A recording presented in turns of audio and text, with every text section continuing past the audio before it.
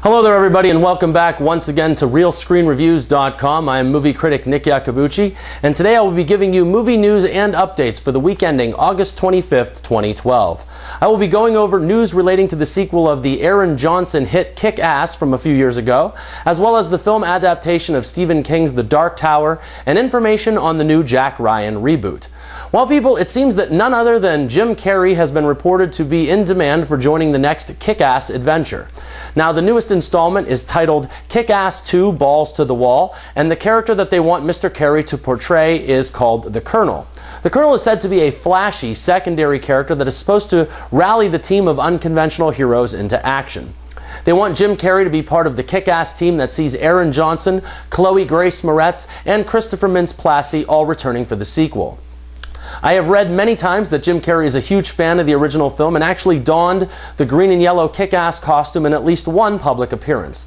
Nothing is for sure as of yet, but in my opinion he would make a great addition to this franchise. Now, moving on. After being scrapped by Warner Brothers Studios, it seems as if Stephen King's gunslinger drama The Dark Tower might actually be moving out of the dark and now could finally be seeing the light of day. This has been a pet project for director Ron Howard for many years, and it is being produced by his longtime partner Brian Grazer and source writer Stephen King. This story has been adapted to the screen by Akivia Goldsmith, and he too has also signed on as a producer. Now, the three people involved, Howard, Grazer, and Goldsmith, all combined together on the movie A Beautiful Mind, for which they all won Academy Awards for that project, and they are eyeing the star of that feature, Russell Crowe, as the potential lead, Roland Deschain. I think I pronounced that right, I might not have though.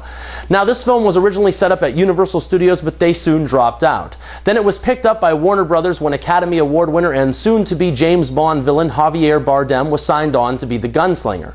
However, that deal soon fell apart when he dropped out because of the time commitment issue. They wanted him to be in a three-picture deal that would have been separated by 2 TV miniseries. Basically, one film would end and then it would be followed by a miniseries on television and so on. Howard was supposed to direct the first 2 films and the first segment of television episodes, but then for the longest time everything related to this project looked as dark as the tower itself. Now it looks as if Media Rights Capital is looking to capitalize on their investment from Seth MacFarlane's Ted, and that might entail bankrolling this much-delayed event project. It is unclear at this point whether this is going to be one movie, a trilogy, or the television-bridged epic saga that has been so well thought out. Once again, nothing is etched in stone as of right now, but for the first time in a long time, Stephen King's Gunslinger trilogy, beginning with The Dark Tower, might actually happen. My last story deals with the rumor that Kevin Costner is being potentially attracted by Paramount Pictures to take on a key role in the new Chris Pine-headlined Jack Ryan feature.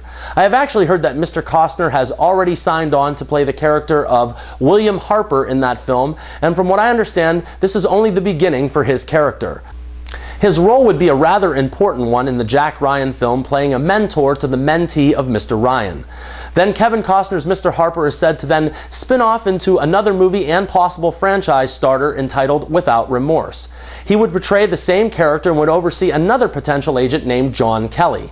As of right now, the role of John Kelly is trying to be filled by Paramount Studios, and they are eyeing the red-hot Tom Hardy for this series. Both Kevin Costner and Tom Hardy would bring this spy and action franchise to life under the direction of Christopher McQuarrie, and he is also writing Without Remorse. Now, if all of this was to happen, Paramount would want Kevin Costner and his William Harper character to follow a Nick Fury/Avengers type format. After being slated to appear in a few of these Tom Clancy thrillers, Costner is scheduled to debut in his own standalone feature as the central and lead in his own possible series of films. Now, after totally kicking all kinds of ass on the small screen with the Hatfields and the McCoys, Kevin Costner now seems ready to parlay that back onto the big screen, and that's after he appears in next summer's surefire winner, Man of Steel. Well, that's all I have time for right now. If you've enjoyed this video, please click the like button or subscribe if you haven't thus far. I'm sure that I will be returning soon enough with more movie news and reviews, and until then, remember people, I'm not always right, but only when it comes to the movies, and thank you for your attention.